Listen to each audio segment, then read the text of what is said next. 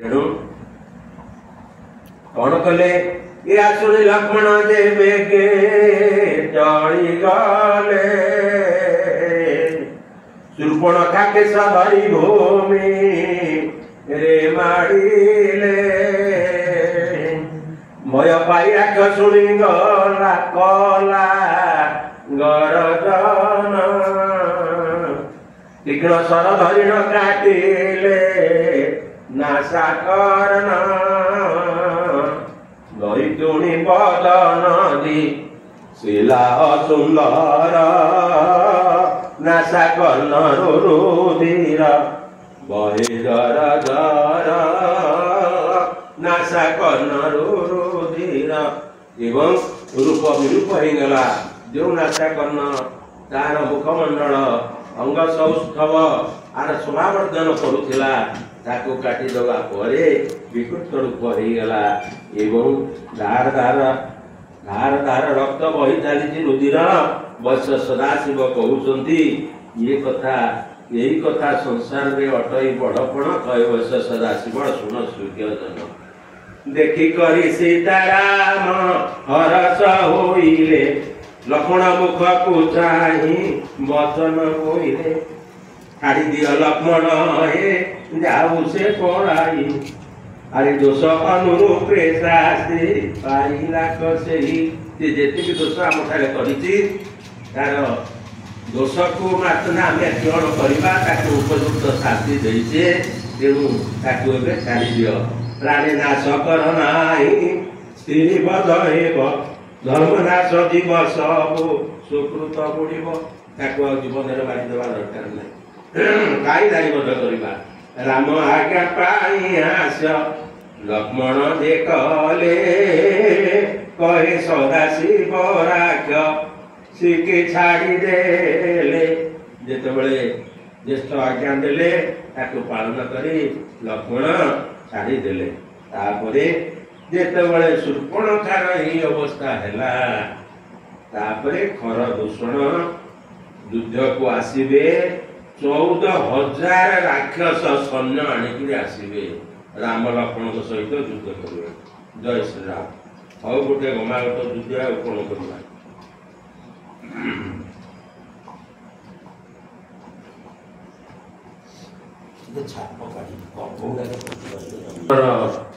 युद्ध और 14 सहस्र राक्षसंकर मृत्यु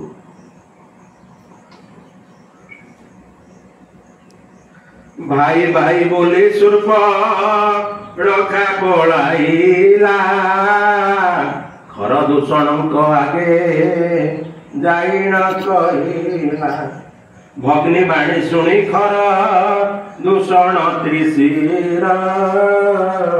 जे जहा आयुध घेनी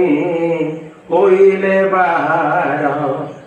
घोर रही करी राम छामुरे मिलिले राम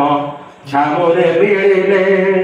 रड़ी शुणी रामचंद्र क्रोधवर हेले प्रभु क्रोधवर हेले धनुषर धरिण जे होइले बाहर से जे होइले बाहर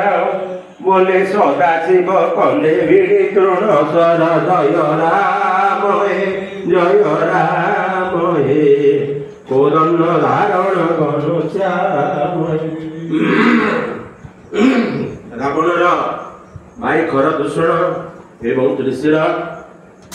ये समस्त युद्ध को बाहरिले सैन्य सामंत माने असुर सैन्य माने आसिले असुर को देखी सीता तरस्त होइले पथौगा राम को वचन कहिले न जाओ प्राण नाथ करिबा प्राण थिले अजो जारे होइब राजन से राजन तुमे कहीं जाऊ तो संगे असुर संगे युद्ध करवा अरे बंची थे सीना राजा हम माँ जानकी प्रबोध दान दे युद्ध न करने को कहते राम को आ मोहराण तुम पुन छुअ गनुसर तुम हस्ते नाश केने होइबे असुर से असुर एक कथा तो जानती जानी ना जाने कौन जानते आंकर रामंकर क्षमता केते प्रादुर्भाव केते वीरत्व केते सी कौन असुर कौन मारे बयस केते कि आमे कहवा राम जो मन अच्छे जानते गोटे परिकल्पना करुचे निहाती तो 18 19 20 वर्ष किंतु प्रकृत 18 19 20 वर्ष नुहे विद्यारंभ सरला तो सी वनवास को गले 9-10 वर्षर कथा ये कथा अरे बापा प्रात 20 वर्ष बाहर कले पुण्य तो बयस कौन 18 वर्ष ही तेणु बालक अवस्था रु शैशव अवस्था से जाइछन्ति बाल्य शैशव अवस्था बाल्यावस्था किशोर अवस्था से वनगमन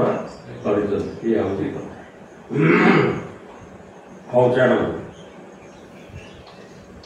तुम हस्ते केने होइब आउ तुम हस्ते नाश केने होइब असुर मूर्खपण करी कात न जाओ बड़ाई असुरंक भितरे न पस धसाई इते जे सैन्य असंती एते असुर आसी तुम्हें जाओ ना माँ जानकी महाराणी भय करुचंती तुम्हे केने जानी बदे धनु धरी बारा देवता को न डरती पापिष्ठ असुर आस आस प्राणनाथ पशिबा वन रे ये वन छाड़ीन दिवा अन्य वन स्तरे जानकी प्रबोधना दे कहते मारिबा दरकार नहीं तेणु पापिष्ठ असुर माने देवता को भय करती नहीं आम ये रहीचे बोली आम स्थान छाड़ी पलि जा अन्य आड़ को अन्य वनस्तर रहा तुमको मारी न लक्ष्मण को से मारिबे शूर्पणखा प्राय नाशा कर्णव काटिबे तेणु से प्रतिशोध परायण होती जेहेतु भौणीर नाशा कर्ण सेदन कर राम लक्ष्मण को तो तुमको मारिबे लक्ष्मण को मारिबे मोर भी नाशा कर्ण छेदन करिबे अच्छा आउ निरेख तरुणी प्राय होई मोही बोले सदाशिव प्रभु न जाओ बलाई तेणु तुम युद्ध करने जाना राम ठाकुर कहे श्री राम बोलती तुम्बे सुन शिव सीता धनुर्दर्पण रे जगत रे जीता स्वयं नारायण तुल्य शक्ति अच्छी मोर तुम्हें मोर कथा गन जान राम बर मोर जो शक्ति सामर्थ्य अच्छी तुम्हें मो विषय जाना तुम्हारा सर्व वैष्णवी शक्ति माने तुम्हारा सर्व वैष्णवी शक्ति माने कर असुर मारिबा पाई जनम आमर परम वैष्णवी शक्ति मोठारे सम्मिलित अच्छी मारिबी असुर उषासी भीमार ये वर्तपुरे जनम मोहर यही क्षणी संग्राम रे असुर मारिबी तुमर पासरे आसी सत्वरे लीड़ी ये छार कथा को मते नक ए भंगाई पराक्रम जानी ना हूँ मोर अरे ये बोली लक्ष्मण को प्रबोधि करती सीता को देखेनी तुम्हें था सौमित्री तुम्हें बंद कुड़िया माँ जानकी को पाखे जगी रही था एवं दैत्य को देखी त्रस्त हुए बई दे अरे कहे वैश्य सदाशिव रखतुलु चाई ये तो बहुत भय पड़ुचंती असुर मान को देखी तेणु कर तुम्हें कहीं लुचै कि रख लक्ष्मण रहिले तही सीता को जेगेनी त्रिपुरा युद्धरे जथा दिशे शूल पाणी त्रिपुरासुर सहित युद्ध करबा पाई भीम भैरव ढंगरे जेभली तांडव करी नृत्य करी देवदेव महादेव त्रिपुरासुर युद्ध करथिले सेही भली असुरंकर मध्यरे राम प्रवेश कले निर्भय निज पराक्रम जे प्रकाशी सेही परि असुरंक मध्य राम पसी देखी खर दूषण दे अनेक समर श्री राम ऊपर को बिंदिले कस खर दूषण अनेक अनेक तांकर से तो असुर तांकर शाल शिल भल मत सब अस्त्र भाव से व्यवहार करती से समय जेतोले एक प्रकार राम खर दूषण का सहित श्री राम सहित गमागोट युद्ध लागी गला से सर सैन्य राम प्रतिसर कले असुरंक ऊपर जे बाण पर हसिले तोड़े काढ़िले जे बाबल नामेश्वर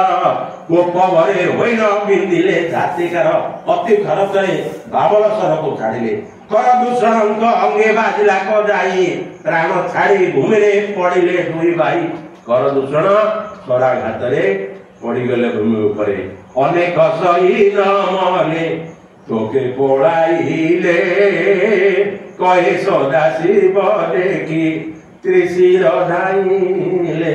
जेतले खर दूषण गले अनेक सैन्य मध्य मले तापरे त्रिशिर आसुचंती खर दूषण नाश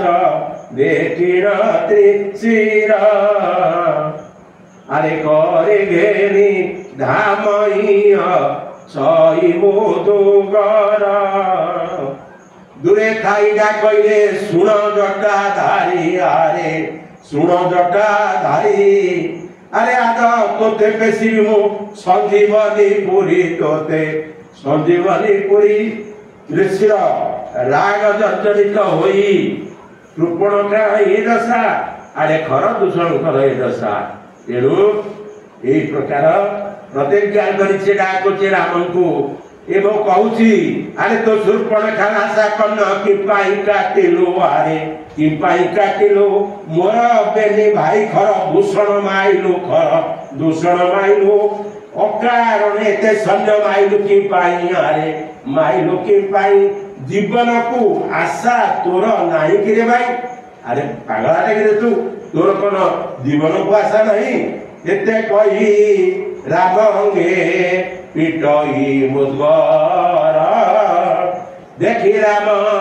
चंद्र देवी दिले तीक्ष्ण सर मुद्गर राम को पिटिया लगला तापर राम तापर तीक्ष्ण सर वर्षण कले असुर उपरे असुर हृदय बाण बाजी लातुरित किंचित प्रकारे भयन कला दयित आउ से रंजन तांगर किछि पड़ी पाला नाही बुलाई श्री राम अंगे पिटंते मुदुगर देखी रामचंद्र दे होइले क्रोधवर तुड़ेरु काढ़िले राम तीक्ष्ण रामेश्वर गुणरे पकाई बिंदिले कदाते कार देखिला को पारियो बनाई तेणु तीक्ष्ण स्वर बाहर करी अति सहसा ता उपरकु स्वर वर्षण कले असुर कंठरे सर जाइन बाजिला प्राण छाड़ी त्रिशिर भूमि रे पड़िला प्राण छाड़ी त्रिशिर तेणु कर दूषण श्रीशंकर विनाश होगला स्वर्ग देवता माने शांति पाइले स्वर्ग देवता माने रही देखुले बोले शिव राम शिरे पुष्पवृत्ति कले द्वंद्वात्म करुले त्रिपुरा प्रवेश करुले सब झामला सृष्टि करुले गंडगोल करुले असुर माने असुर प्रकृति देवता माने पुष्पवृष्टि कले असुर